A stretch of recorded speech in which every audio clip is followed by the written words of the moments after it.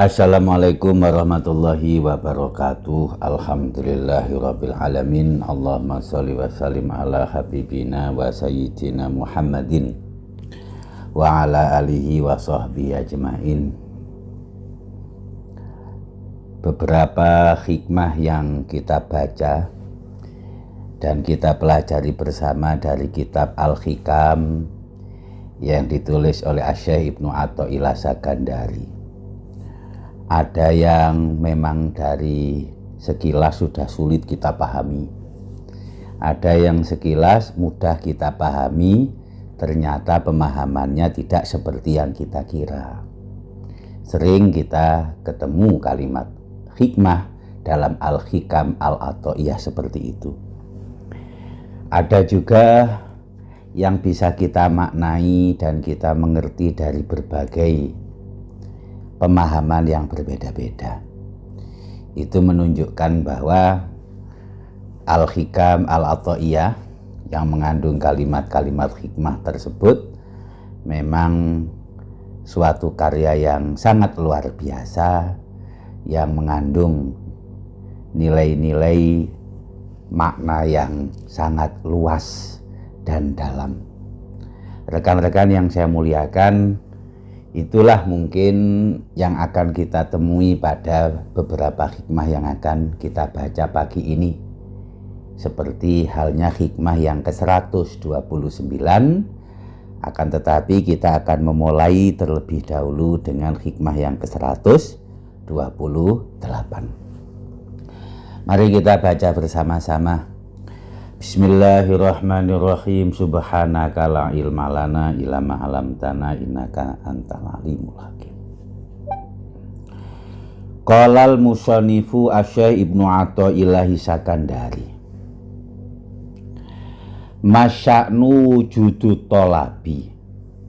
Inna masya'nu anturzaqa husnal adabi. Artinya, yang terpenting bukan terwujudnya harapan atau keinginan.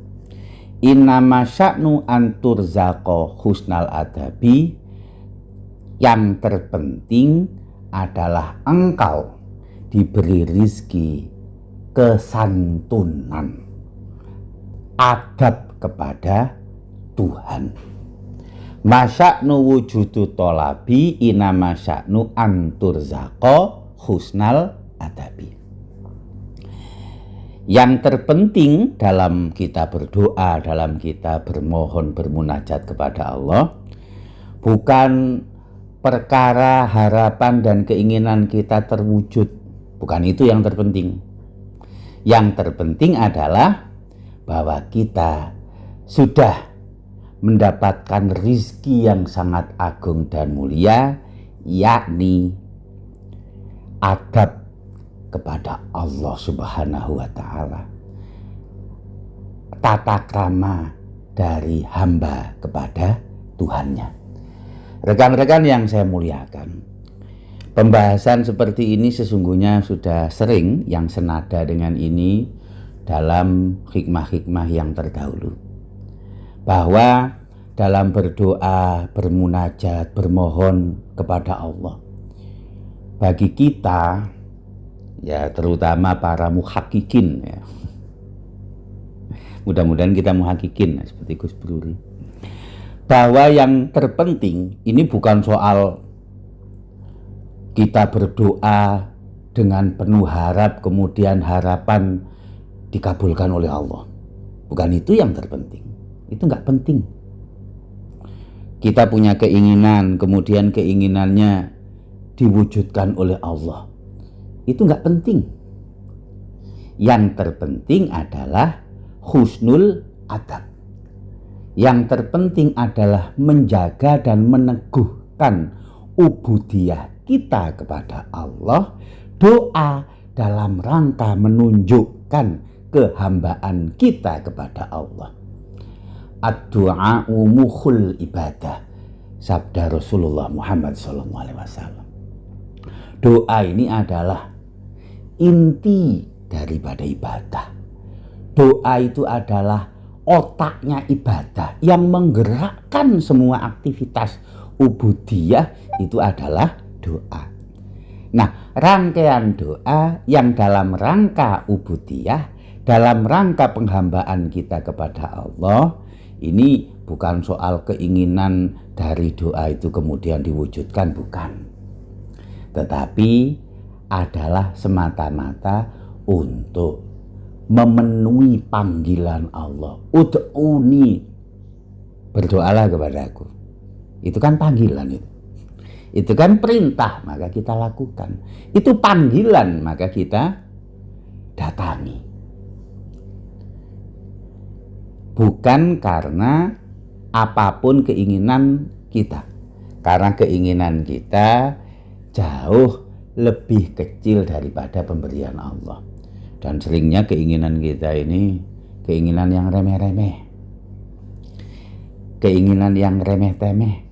Sementara pemberian Allah, selain juga pemberian Allah, tidak dikarenakan ilat dan sabab, tidak dikarenakan alasan dan intimidasi dari apapun dan siapapun. Pemberian Allah lebih penting, lebih besar, lebih banyak daripada yang kita inginkan. Dengan itu kita menjadi tahu bahwa doa yang terpenting bukan terwujudnya keinginan dari doamu, tetapi engkau diberi rizki yang berupa peneguhan daripada adabmu kepada Allah Subhanahu wa Ta'ala. Dalam hadis yang ada dalam Syu'abul Imannya Al-Baihaqi, hadis ini juga diriwayatkan oleh Al-Imam Al-Bukhari. Ada hadis qudsi yang disampaikan oleh Rasulullah Muhammad SAW. Man sagholahu dzikri an mas'alati a'taituhu afdolama u'tiusailina. Barang siapa dalam berdoa lebih disibukkan untuk mengingatku daripada memintaku, kata Allah dalam hadis qudsi, maka a'taituhu, aku akan memberikannya afdolama, apa yang lebih baik, apa yang lebih utama, apa yang lebih agung dan besar dari apa yang aku berikan kepada para pendoa, para orang-orang yang meminta kepadaku. Loh, oleh karenanya dalam doa itu yang terpenting bukan terwujudnya harapan.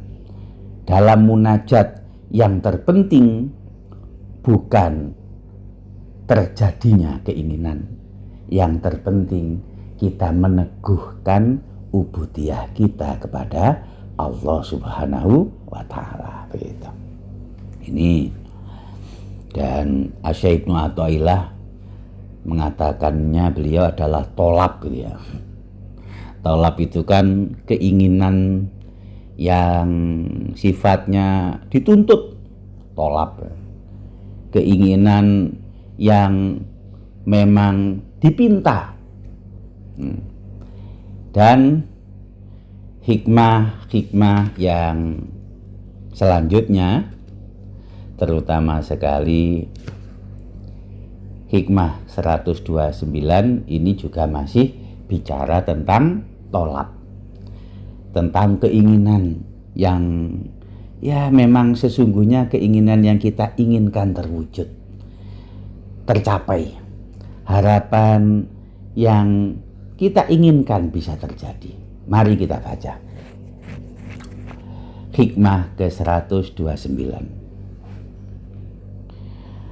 Ma tolabalaka syai'un mislul ittirori. Ma tolaba atau bisa matuliba. Wala asro'a bil mawahibi ilaika mislu dhillati wal iftikori. Artinya, ma tolabalaka syai'un mislul ittirori. Tidak ada sesuatu yang menuntut meminta, seperti halnya itirori, situasi terdesak, situasi darurat. Wala asro'a bil mawahibi, dan tidak ada sesuatu yang mempercepat pemberian, misla zillati wal iftikori, seperti halnya rasa hina dan berkebutuhan. Kita ulangi artinya, ma pola balaka syai'un mislul itirori. Tidak ada sesuatu yang menuntut seperti halnya keterdesaan, situasi yang mendesak, tidak ada pilihan lagi, betul-betul darurat. Wala asro'a bil mawahibi mislu dhillati wal iftikori, dan tidak ada sesuatu yang mempercepat pemberian seperti halnya perasaan hina dan berkebutuhan.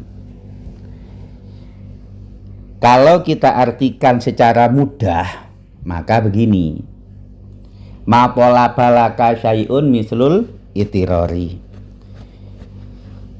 sesuatu yang bisa diungkapkan sebagai bentuk permintaan, tidak ada sesuatu yang melebihi keterdesaan. Ketika terdesak, ketika darurat, ketika tidak ada pilihan, permintaan itu mudah sekali oleh Allah diwujudkan keinginan itu. Biasanya kan begitu. Jadi kalau sedang terdesak, orang meminta itu mudah untuk diwujudkan keinginannya. Kita sering mendengar, hati-hati sama orang yang terzolimi, terdesak, nggak ada pilihan lagi, cepet doanya itu diwujudkan oleh Allah.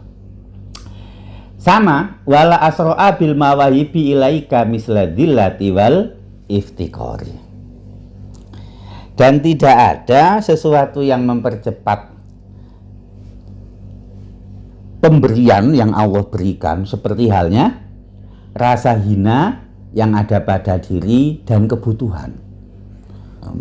Orang kalau berdoa mesti hatinya dipenuhi kesadaran bahwa dirinya adalah penuh dengan kehinaan, memohon kepada Dia yang maha mulia. Dan iftikor, butuh, memang betul-betul ada rasa kebutuhan. Rekan-rekan yang saya muliakan, Amay yujibul mutor idza da'ah, dalam An-Naml 6:2. Siapa yang menjawab pinta dari mereka yang terdesak? Ya tentu Allah. Allah mengatakan amay yujibul mutor idza da'ah. Siapa yang mewujudkan harapan dari orang yang berdoa dan doanya itu dalam keadaan ittiror, dalam keadaan terdesak, tidak ada pilihan lain, tentu adalah Allah Subhanahu wa Ta'ala. Rekan-rekan yang saya muliakan, sekilas ini mudah kan kita pahami. Kalau dalam keadaan terdesak, doa mudah diwujudkan, dan tidak ada situasi yang mempercepat doa itu diwujudkan kecuali seperti itiror, dan apalagi ditambah hati merasa hina, merasa rendah, berkebutuhan dalam keadaan terdesak. Para ulama sering menyitir firman Allah dalam Ali Imran 123. Walaqad nasarakumullahu bi badri wa antum azillah. Sungguh Allah sudah menolong kalian ketika perang Badar dan antum azillah, kalian dalam keadaan azillah, hina. Kita tahu perang Badar. Seperti apa Rasulullah dan para sahabat Muhajirin Ansor yang berjumlah sepertiga dari kaum musyrikin Makkah saat itu. 300 melawan 1000 lebih sedikit. Dalam keadaan persiapan yang jelas, tidak didukung dengan peralatan militer yang memadai. Sementara para musyrikin Makkah di perang Badar itu dengan perlengkapan yang sangat lengkap.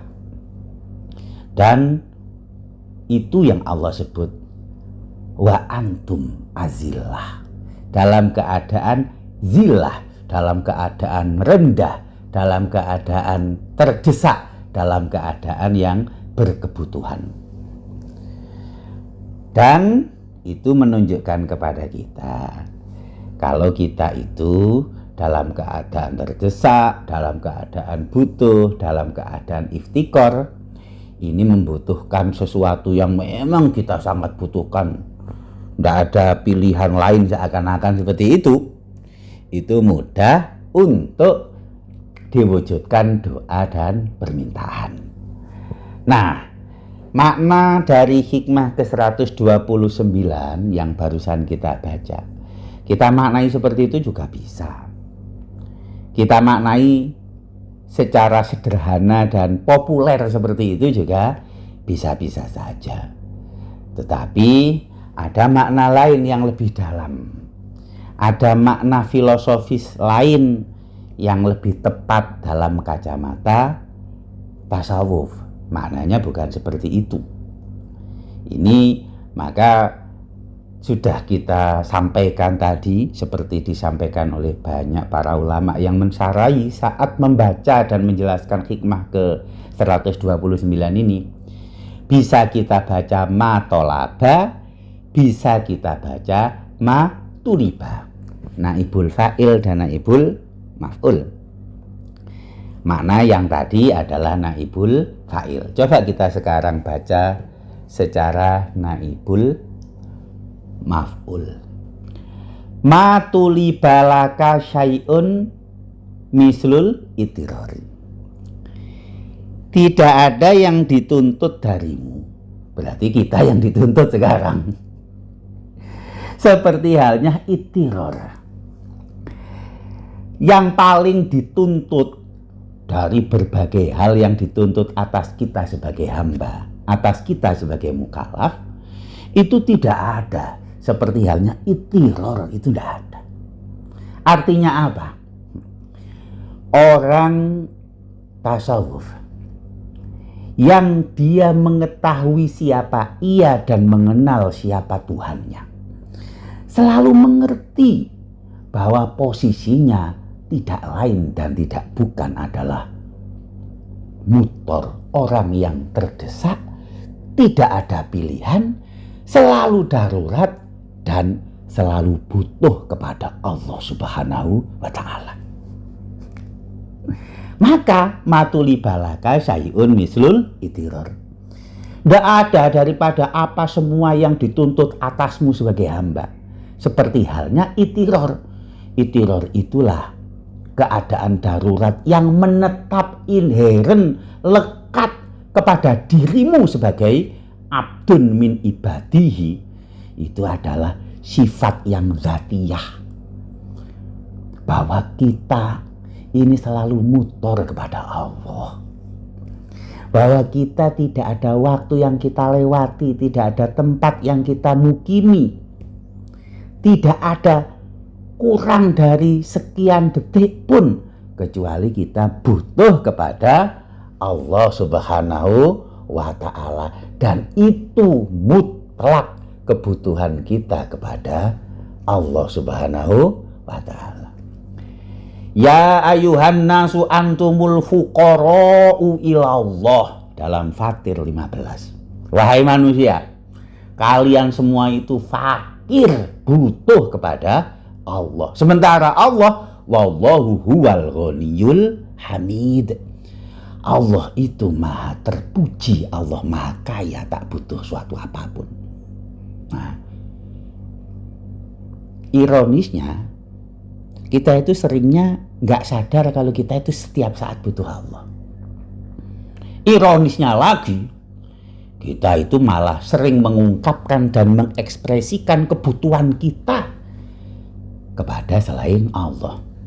Butuh duit, butuh sehat, butuh senang, butuh menang, butuh ilmu, butuh apapun. Coba. Zaman dulu nggak ada duit juga nggak apa-apa. Banyak orang terkapar sakit itu makin dekat kepada Allah. Banyak juga orang sehat juga dekat kepada Allah. Banyak juga orang punya duit juga dekat kepada Allah. Bukan soal ada dan tidak adanya kebutuhan. Tetapi kita mesti menyadari bahwa kita itu butuh setiap saat, butuh kepada Allah. Bahwa setiap saat kita senantiasa tidak lepas dari butuh, senantiasa iftikor, senantiasa azillah. Kepada siapa? Kepada Allah Subhanahu wa Ta'ala. Ini mesti kita mengerti. Ini kesadaran yang mesti kita pahami. Semuanya butuh. Jadi bukan soal butuh atau tidak butuh, ya pasti butuh kita kepada Allah. Dalam keadaan apapun, kita itu sifatnya mutor kepada Allah Subhanahu wa Ta'ala. Dalam keadaan apapun, kita itu sifatnya iftikor kepada Allah Subhanahu wa Ta'ala. Rekan-rekan yang saya muliakan, ini kalau kita baca ketika memaknai dan mensarai dari hikmah yang ke-129 ini kita menemukan bahwa para ulama mengaitkan berbagai firman Allah dalam Al-Quran dengan kebutuhan-kebutuhan kita sebagai hamba kepadanya. Justru kita temukan dalam ayat-ayat yang gak kita duga. Di antaranya adalah yang biasa kita baca saat asnaf zakat itu. Jadi innamas shadaqatu lil fuqara'i wal masakin. Dalam At-Taubah itu. Kita dalam At-Taubah ini kan biasanya itu adalah ayat tentang zakat biasanya kan. Yang kita baca dalam At-Taubah ayat 60 itu ya. Kita baca. Innamas shadaqatu lil fuqara'i wal masakini wal amilina 'alaiha. Jadi biasanya kita mengartikan begini.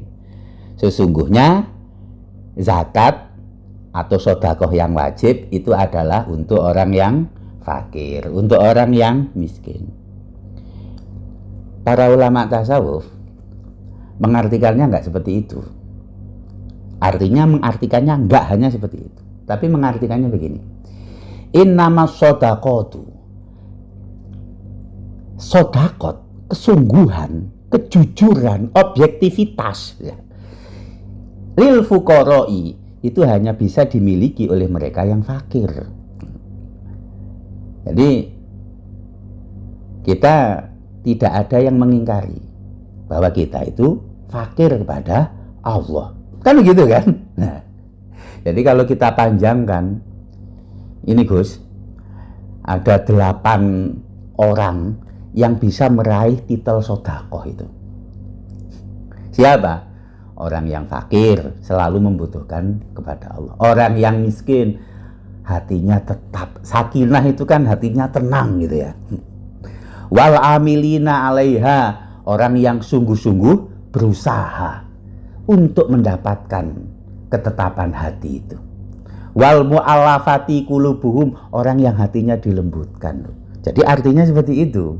Jadi bukan asnaf zakat ada 8, bukan itu saja artinya. Nah ini kan indah betul Al-Quran ini.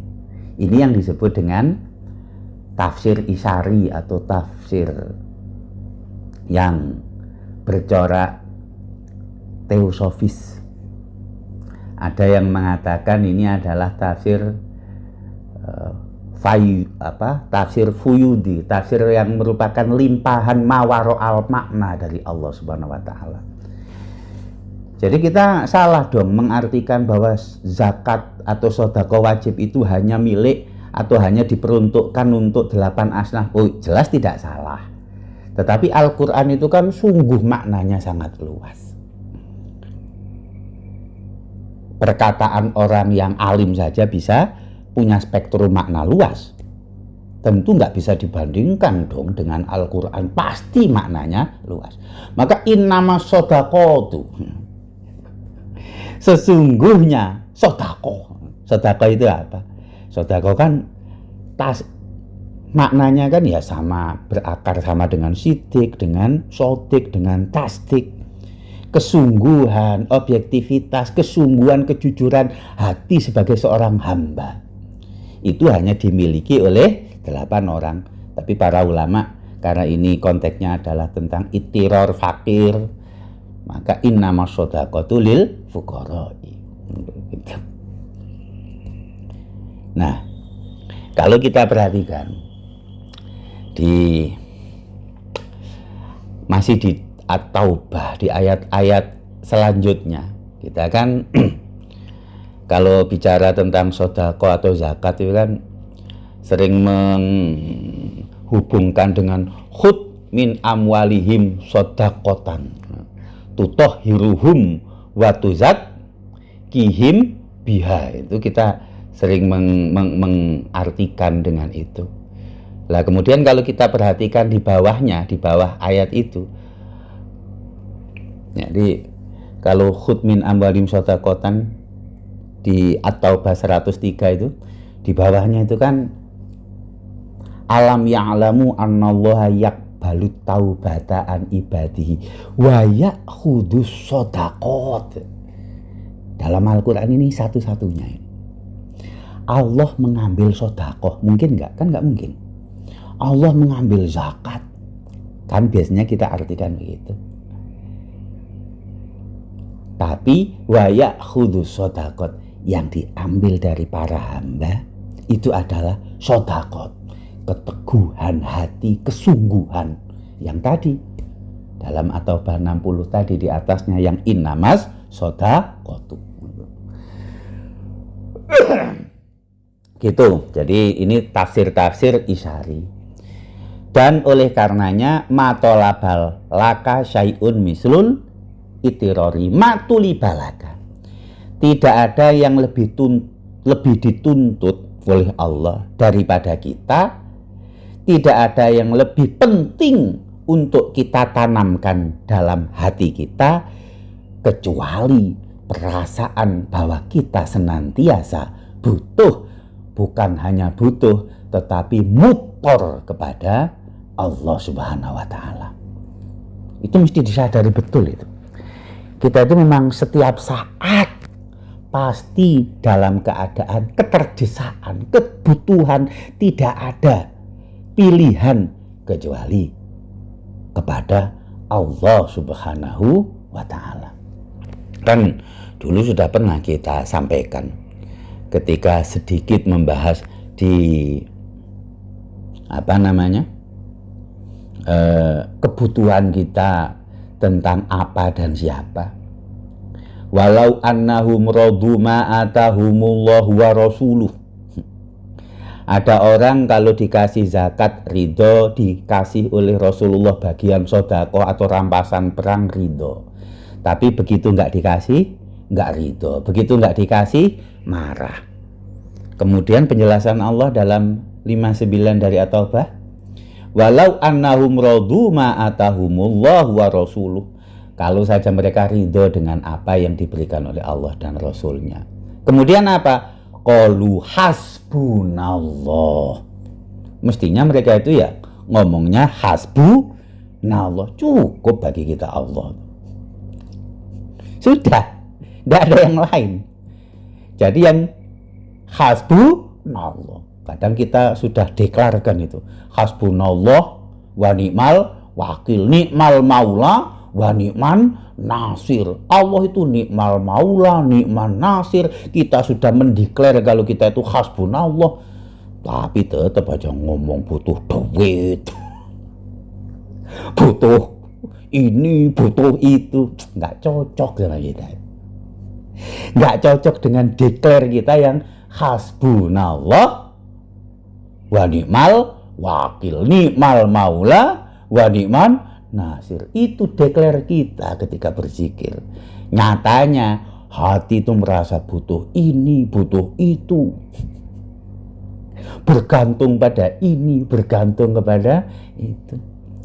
Bahwa Allah memberikan kita rezeki, memberikan kita kehidupan, memberikan kita uang, memberikan kita anugerah apapun yang sifatnya duniawi. Sayu'tinallahu min fadlihi wa rasuluh, tetapi inna ilallahi raghibun. Hati ini ruhbahnya kepada Allah, bukan pada pemberian, tetapi kepada Tuhan yang memberikan. Bukan kepada apa yang diberikan, tetapi pada Dia yang pemberi. Tautkan hati ke situ. Rasai bahwa diri ini selalu mutor kepada Allah Subhanahu wa ta'ala. Wala asra'u bil mawahibi mislu zilati wal iftiqori. Dan pemberian-pemberian itu akan cepat kalau kita senantiasa zilah dan iftikor. Pemberian apa? Pemberian apa yang paling penting? Apakah pemberian yang sifatnya fisik dan lahiriah? Apakah pemberian yang sifatnya hanya dirasai oleh indera luar kita saja? Mari kita lihat 130. Masih ada waktu kan Gus ya? Nah, kita baca. Agak panjang. Lau annaka la tasilu ilaihi ila ba'da fana'i masawika wa mahwi da'awika lam tasil ilaihi abada. Langsung saya artikan. Lau annaka la tasilu ilaihi. Kalau engkau tidak bisa wusul kepada Allah, ila ba'da fana'i masawika, kecuali setelah lenyapnya keburukan-keburukanmu, wa mahwi da'awika, dan hilangnya klaim-klaimmu, lam tasil ilaihi abada. Ya sampai kapanpun engkau nggak akan wusul kepada Allah. Kalau kita bisa wusul kepada Allah, menunggu hilangnya keburukan-keburukan kita, ya nggak akan bisa orang kita buruk terus sampai selamanya kok. Wa mahwi da'awika, dan lenyapnya klaim-klaimmu, lenyapnya pengakuanmu, aku orang alim, aku orang baik, aku orang hebat. Padahal yang hebat Allah, padahal ilmu dari Allah, padahal kebaikan dari Allah. Kalau kita menunggu, kita objektif sejati bahwa semuanya milik Allah, bahwa kita nggak punya klaim sama sekali, bahwa kita menunggu kita sampai betul-betul murni baik, nggak ada keburukan, ya lam tasil ilaihi abada, kita nggak akan mungkin wusul kepada Allah selamanya. Lah kemudian wusulnya bagaimana? Walakin idza arada ayu silaka ilaihi, tapi saat Allah berkehendak engkau satu dari hamba-hambanya yang wusul kepadanya, maka ghota wasfaka biwasfihi, sifatmu ditutup dengan sifat Allah. Nak taka binati, karaktermu, pemikiranmu ditutup dengan karakter yang sudah disetting oleh Allah. Maka fawasolaka ilaihi bima minhu ilaika. Engkau itu bisa wusul kepada Allah dengan apa yang diberikan oleh Allah darinya kepadamu, la bima minka ilaihi, bukan dengan apa yang ada dirimu kepadanya. Engkau wusul bukan dengan amalmu, bukan dengan ilmumu, bukan dengan hebatmu, mujahadah dan munajatmu, bukan itu. Nggak akan sampai kita ke sana kalau itu modalnya. Sebab kita langsung baca di bawahnya 131. Laula jamilu sitrihi lam yakun amalun ahlan lil qabuli.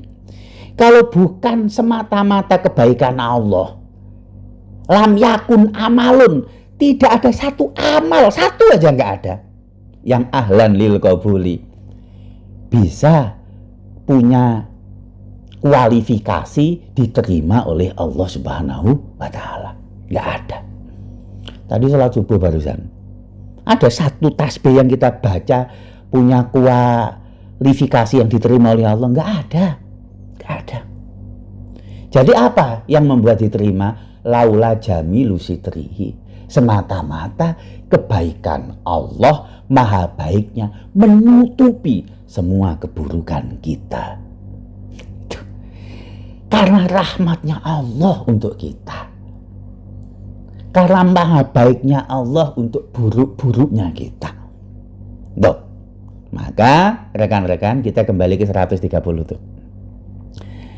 Apapun keburukan, kita nunggu keburukan kita lenyap, kita menjadi manusia yang baik, ya nggak akan ketemu.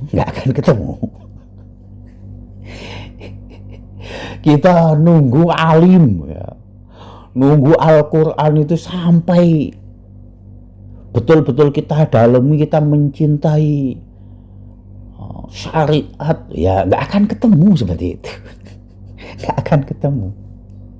Nah, itu tadi ada hubungannya dengan yang di atas tadi, bahwa kita itu mesti merasa zillah, kita mesti merasa iftikar kepada Allah.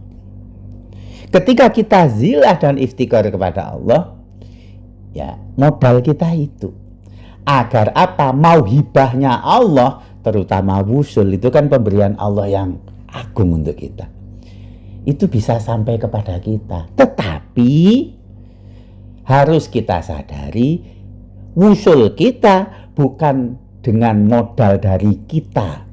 Apakah itu alim mujadah kita, riadoh kita, munajat kita, alim kita, apalagi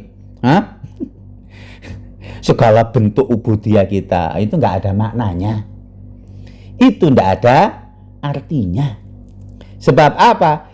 Siapapun dari hamba, mungkin kita bisa wusul kepadanya semata-mata bima minhu ilaika la bima minka ilaihi, dengan apa yang Allah berikan kepadamu, bukan dengan apa yang engkau persembahkan kepada Allah.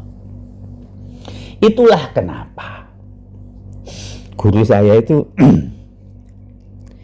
kalau memaknai Quran itu kan gini, perhatikan itu, radhiyallahu anhum wa radu an.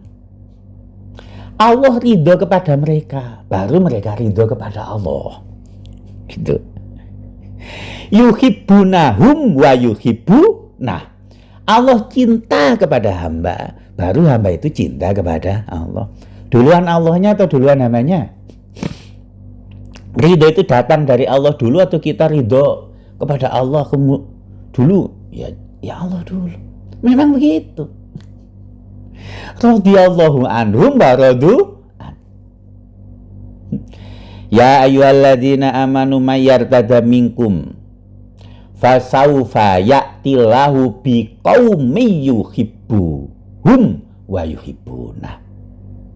Allah akan mendatangkan orang-orang yang Allah mencintai mereka dan mereka mencintai Allah. Nah, kita ini salah kaprah betul itu. Dapat muka syafah, dapat mencapai taraf ma'rifah sebagai tanda-tanda kita sudah wusul. Itu memang hebatnya riyadhahku, dalamnya pemahamanku kepada Al-Quran. Memang ilmu yang sudah aku capai. Enggak ada itu, enggak ada. Maka tadi dhillah dan iftikor itu yang menetap kepada kita, yang dari situ akan terbuka dan mempercepat mauhibahnya Allah, termasuk usul kepada Allah Subhanahu wa ta'ala. Rekan-rekan yang saya muliakan, ini saya ajak untuk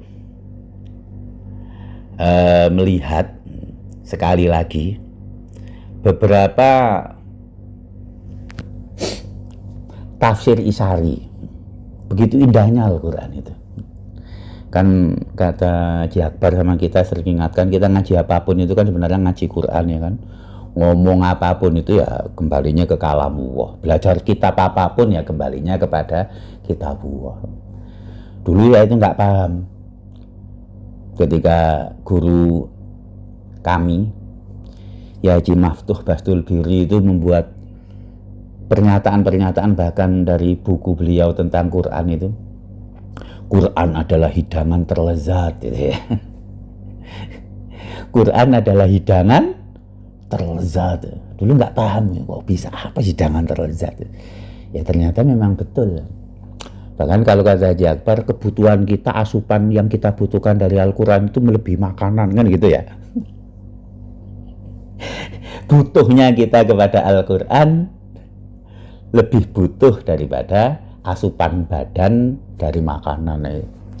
Ini akan saya baca, ya, bagaimana Allah secara isyaratan, bukan mubasyaratan, bagaimana Allah secara dalam makna tafsir Isari yang dipahami oleh para ulama sufi, secara isyaratan, ya, itu memberikan gambaran bagaimana kita mencapai, atau siapapun hamba mencapai rahmat dari Allah dalam bentuk jannah. Ini sering kita baca, ini setiap hari Jumat kan kita selalu baca Al-Kahfi, ya. Mari kita perhatikan dalam Al-Kahfi. Dalam kita mulai dari Kahfi 35 dulu. Wa dakhala jannatahu wa huwa zalimul li nafsihi qala ma azunu an tabida hadhihi abada. Biasanya ini kita terjemahkan dalam Al-Kahfi ini adalah membandingkan beberapa tipologi orang itu, atau gambaran orang itu seperti apa. Ya gitu saja sebenarnya. Tetapi para ulama teosofi memahaminya begini. Wa dakhala jannata wa zalimul li nafsi ma azunu an tabida hazihi abada. Ini langsung janahnya itu janahnya Allah. Ada orang masuk ke surga, tapi dia itu zalim li nafsihi. Kenapa kok zalim li nafsihi? Ma azunu an tabida hazihi abada. Wa ma'adunu sa'ah qaimah. Ini kan digambarkan jannah di sini biasanya diartikan ya kebunnya dia. Ada orang masuk ke kebun dia, punya kebun banyak, punya kebun berhektar-hektar. Jadi Pak Yai sebutin ladang sawitnya banyak kan ya, masuk ke ladang gitu ya. Kemudian wah ini pokoknya akan membuat kita untung terus lainnya. Bahasanya kan seperti itu kalau dalam makna biasa. Tapi yang dimaksud nggak seperti itu dalam kacamata tasawuf. Wa taqala jannata wa zalimul li nafsi. Ada orang yang masuk surga itu zalim. Kenapa kok zalim? Zalimul li nafsi itu karena menganggap dia masuk surga itu seperti halnya dalam 3536 Al-Kahfi ini. Merasa itu karyanya, merasa itu prestasinya, merasa masuk surga itu hebatnya dia. Oh, masuk surga kan karena sholatku, amalku gitu. Padahal kemudian dilanjutkan dalam 39. Walaula iddakhalta jannataka. Andailah engkau masuk surga. Kemudian kulta masya Allah. Jadi yang memasukkan surga apa? Masya Allah, kehendak Allah. La quwata illa billah. kita itu nggak punya daya apapun selain daripada la haula wala quwata illa billah. Jadi orang itu masuk surga sekalipun itu semata-mata masya Allah, semata-mata la haula wala quwata illa billah. Bukan wa ma'adunu sa'ah qa'imah, bukan ma'adunu anta bidahadihi abada. Nah, ini diisyarahkan oleh Allah ini bahwa engkau itu harusnya ketika masuk surga itu adalah masya Allah. Engkau itu masuk surga itu la haula wala quwata illa billah. Maka hadis Rasulullah Muhammad SAW baru kita paham la haula wala quwata illa billah khazinatun min khuzunil jannah. La haula wala quwata illa billah itu adalah salah satu daripada apa? Rahasia surgawi, kata Rasulullah Muhammad SAW. Ini karena orang itu masuk surga bukan karena daya upaya yang dia miliki, tetapi karena illa billah. Kan kita nggak bisa apa-apa. Inna hazihi tazkirah faman sya'a zakarah. Tapi wa ma tasyauna illa ayasha Allah. Wa ma yazkuruna illa ayasha Allah. Kan kita nggak bisa zikrullah kecuali kita dikehendaki oleh Allah. Kita nggak bisa membuat apapun sebagai sabila kepada Allah kecuali kita tasyauna illa ayasha Allah. Bukan hebat kita sama sekali, bukan munajat kita sama sekali, bukan faktor apapun dari kita, tetapi bima minhu ilaika. Bukan karena apapun bisa mencapai surga, tapi masya Allah la quwata illa billah. Oleh karena itu Syekh Abdul Abbas Al-Mursi, ini ulama favoritnya Haji Akbar, ini sering beliau itu ziarah ke sana, sampai mengatakan begini, orang itu nggak akan wusul kepada Allah sampai dia betul-betul menyadari dia nggak punya keinginan wusul kepada Allah. Karena nggak punya keinginan, la haula wala quwata illa billah, sudah la haula wala quwata illa billah. Keinginannya itu Allah. Sudah la haula wala quwata illa billah, sudah masya Allah, utuh kepada Allah Subhanahu wa taala. Inilah rekan-rekan yang bisa saya sampaikan. Ini agak-agak ngebut sedikit ya Gus Fuduli ya. Harusnya ini bisa materi berapa kali. Tapi nggak tahu ini ngebut. Mudah-mudahan bisa dipahami apa yang kami sampaikan. Ada kebaikan semata-mata dari Allah, ada salah dan sesuatu yang tidak benar itu adalah keburukan saya, semata-mata kekurangan saya. Akhirnya ala faminkum ihdinas siratal mustaqim wallahul muwaffiq ila aqwamit thoriq. Assalamualaikum warahmatullahi wabarakatuh.